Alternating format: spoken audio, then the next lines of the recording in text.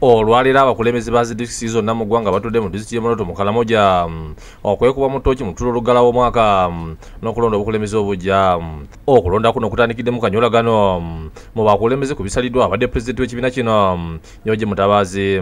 Ono asise kulangirira nga bavudde mu lwokaano ku lw'obulungi bwa Kalamoja n'aleeta ssentebe w'Enapaaka Joseph Lumunyanga n'alagira ayitewo nga tavuganyizibwa ekitabudde abakulembeze. But because of the good of Uruga, the current president of Uruga, have decided to stand down in favor of Karamoja. That there is no election on the position of the president of Uruga. We have a candidate. Okay, let's hear now. We have a candidate. Abakulembeze bagamba nti bakkaanyisa na kusala kwa Mutabaazi kubanga waliwo abalala b'essimu ne bagamba nti balina okugoberera amateeka ga demokulasiya.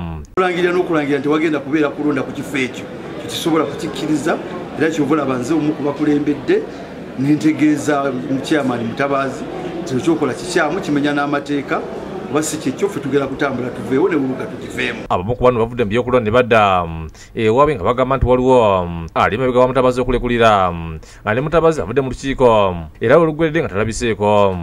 If you looked at Mutabaazi, he was a very strong candidate. But if you saw the way he withdrew and quickly drove away and abandoned the AGM, you really realize that he did it completely out of his will. He must have been coerced to do this. Olwa bakakanyira olukiiko ne luggulawo minisitule wa gavumenti ez'ebitundu Tom Mutime alangiridde enteekateeka ya gavumenti ey'okugula sitampu z'ebyalo byonna n'emiruka era nga kigenda kutasaako ku babbi ba sitampu n'obufere. If you are handing over a stamp, you hand it over to the next citizen.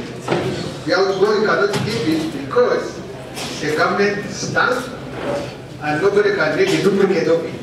Obulu baliddwa era nga Joseph Lumunyanga awangudde n'obulu 14 nga Joseph Luzigengo n'eseetebwa disitulikiti Mityana n'afuna obulu 23.